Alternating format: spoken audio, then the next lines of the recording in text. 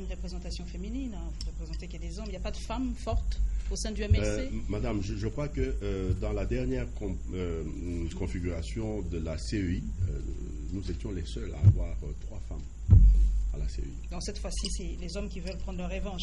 Non, ce n'est pas que cette fois-ci, c'est les hommes qui veulent prendre la revanche. Mais bon, c'est comme ça que les choses se sont passées en interne, c'est tout.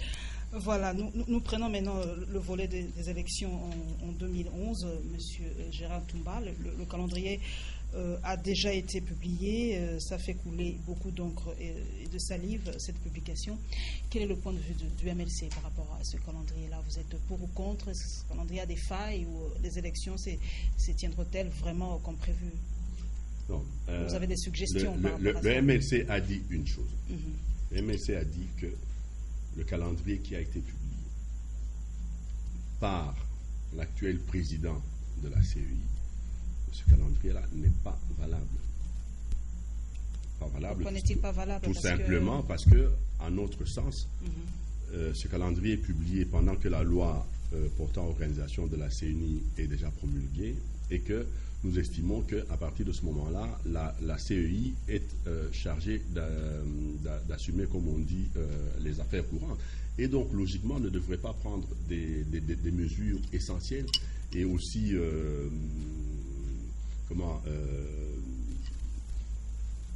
profondes comme celles organisant les élections à venir.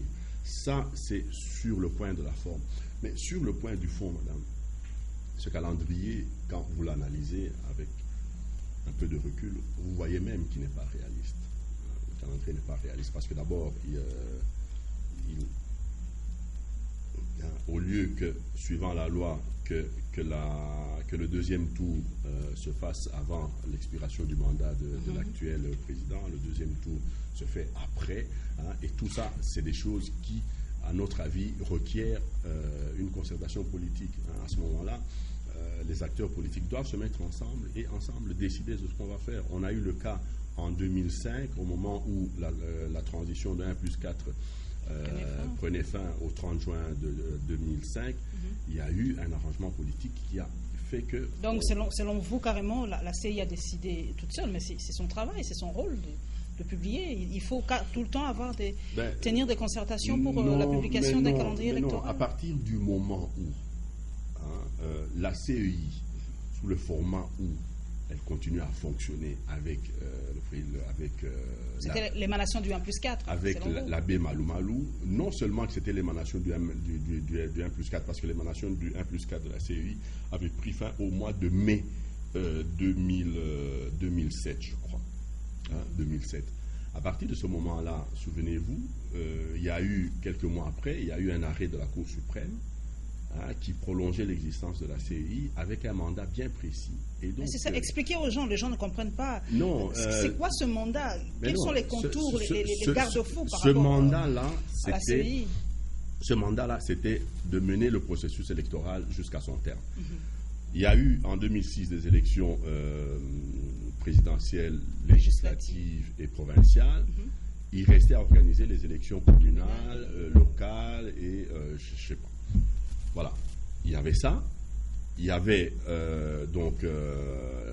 l'élaboration du rapport final d'audit qui devait être soumis à un audit donc, de la CEI et de faire la passation avec la CENI. C'était clair, ces mandats-là sont très clairs. À partir du moment où on parle d'élections 2011, que la CENI est en train d'être mise en place, madame, ne vous étonnez pas, à partir du moment où, moi je pense que la CENI sera mise en place, une des premières actions, un des premiers dossiers sur lesquels cette CENI devra se pencher, c'est celui du calendrier électoral. L'examiner sans passion, objectivement. Non, donc on peut encore changer ce calendrier. Ce calendrier évolue. C'est pas calendrier évolue. Ouais. Je ne pense pas que c'est définitif. Ce calendrier était indicatif. Moi, je pense honnêtement qu'il y avait une pression de la communauté internationale qui avait conditionné son aide à la présentation d'un chronogramme.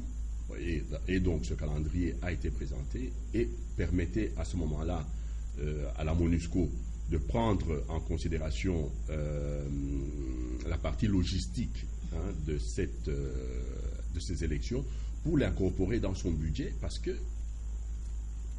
comme vous le savez, le budget des Nations Unies sera bouclé à la fin de cette année. Et donc, il fallait que, avant cette échéance, que la MONUSCO boucle son budget, parce que son budget fait partie du budget des Nations Unies. Ça, c'est mon avis personnel. Je ne dis pas que c'est comme ça, mais c'est ce que je pense. Voilà. Alors, prenons notre volet qui a aussi fait couler beaucoup d'encre et de salive, c'est le dossier de l'Assemblée provinciale de Kinshasa. Alors, il y a certains langues qui disent que nous, le MLC a bouffé, excusez le terme, a bouffé un de ses fils, le président de l'Assemblée provinciale. Il est du MLC, non? Qu'est-ce qui s'est passé? Madame Paulette, je ne veux pas être long sur ce sujet. Je veux tout simplement dire ceci. Il y a un nombre important de députés provinciaux qui ne se reconnaissaient plus en la personne de M. Singhi, qui était le président de l'Assemblée provinciale. Et donc, à partir de ce moment-là, il était très difficile à la direction du parti d'imposer une ligne de conduite ou quoi que ce soit. Il y a eu le MLC, c'est 23 députés provinciaux, je crois. Il y en avait 22, madame, 22 sur 23. Et dans la configuration de l'Assemblée provinciale, c'est 33 ou 34 députés, je crois, sur 48. Il fallait tirer tout simplement conséquences. Parce qu'on doit travailler par les sentiments. Si quelqu'un ne vous plaît plus, si vous n'êtes pas d'accord, vous changez. Mais c'est pour cela que les assemblées provinciales dans toute la République ne marchent pas, parce que vous travaillez avec les humeurs, vous travaillez avec les sentiments. Si la tête du président ne vous plaît pas, la tête du gouverneur ne vous plaît pas, et ben, vous changez. On ne travaille pas comme ça, il y a une certaine continuité. Tout de vous même. Me rejoignez, madame. À la première question que vous m'aviez posée, j'ai bien dit que malheureusement, la politique dans notre pays est ce qu'elle est. Et que la politique, c'est un des rares secteurs où les gens sont admis sans un CV. Je suis désolé, je le répète, les problèmes que nous avons dans la plupart de nos assemblées provinciales relèvent tout simplement de l'immaturité, du peu d'instruction des députés provinciaux. Je suis désolé. Regardez tout ce qui se passe en Bandaka, au Nord Kivu, dans la province orientale, au Chaba et à Kinshasa. C'est, je pense, qu'il n'y a pas, je peux dire, il n'y a pas de la qualité. Il y a très peu de personnes qui ont un background suffisamment costaud que pour pouvoir assumer ces fonctions-là. C'est une nouvelle classe politique, qu'est-ce que vous voulez? La responsabilité que tous les partis politiques ont dans cette situation ressort maintenant au vu du fonctionnement et des problèmes qui regorgent dans toutes les assemblées provinciales. En interne, nous avons fait cette autocritique. C'est vrai, nous n'avions pas, à l'époque où on préparait les élections, nous n'avions pas accordé, nous... C'est vrai que les élections provinciales, pour les députés provinciaux, on n'a pas accordé autant d'importance. Voilà. C'était vraiment... voilà. Ce qui fait que, malheureusement, ce n'est pas les meilleurs d'entre nous qui sont allés là-bas. Et Dieu merci, il a fallu qu'on vive tout ce qu'on vit aujourd'hui pour pouvoir maintenant imaginer d'autres mécanismes dans le choix des candidats. Et même, je crois, si on y arrive, on pourra en interne organiser même des primaires, organiser des tests. Est-ce que les députés provinciaux, M. Gérard Toumba, est-ce qu'ils n'ont pas trop de pouvoir aussi? Surtout par rapport au gouvernement, parce que je vois, il y a trop de changements de gouverneurs. Mais madame, ils n'ont pas trop de pouvoir. Non, pas seulement ils n'ont pas trop de pouvoir. Est-ce qu'ils ont été préparés même à exercer ce pouvoir-là? Je ne pense pas. Il n'y a eu aucune préparation. On voit ce qui se passe dans toutes les assemblées provinciales. Il n'y a aucune préparation. Je me demande si les gens savent ce qu'on attend d'eux. Pour vous, le bilan est carrément négatif. Est-ce qu'en 2011, on doit donc remettre ces assemblées provinciales? Si, madame, parce que je crois que dans la configuration de la décentralisation, qui est un mode d'organisation du pouvoir qui rapproche le pouvoir du peuple. Je crois qu'il faut maintenir et améliorer. Maintenant qu'on a commencé, qu'on a vu là où sont les failles, je pense qu'il faudrait, dans les prochains jours, quand il sera question de discuter de la loi électorale, je crois qu'il faudra apporter certains aménagements pour mettre certains garde-fous, pour éviter tous les désordres qu'on a connus dans les assemblées provinciales. Voilà, nous bouclons ce sujet par rapport au MLC. Nous en prenons un autre. Aujourd'hui, comme vous le savez, il y a Marche mondiale des femmes au Kivu. Et la RDC est indexée parmi les pays où il y a commet beaucoup de viols. Et même par rapport au rapport mapping des Nations Unies. Alors, votre réaction, M. Gérard Toumba, par rapport à ça, au viol, à ce rapport, qu'on indexe ainsi la République démocratique du Congo comme ça? Vous savez, c'est chaque fois que je suis amené à parler de ces problèmes, c'est avec beaucoup de douleur interne.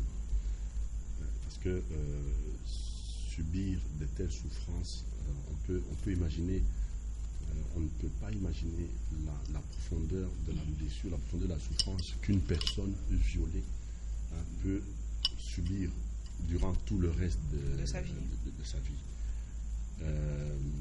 Je suis de ceux qui pensent que cet acte-là doit être sévèrement puni, qu'on ne peut pas. Et que prévoit la loi par rapport à un violeur? Que prévoit la loi concrètement? Je crois que la loi a été renforcée dernièrement avec tout ce phénomène des viols qu'on connaît à partir des guerres récurrentes qu'on a vécues dans notre pays. Mais le problème n'est pas là. La loi est là, mais est-ce qu'on l'applique? C'est ça le problème. Il y a une sorte d'impunité par rapport aux violeurs. Ben oui, il y a des violeurs qui sont en train de se prélasser tranquillement.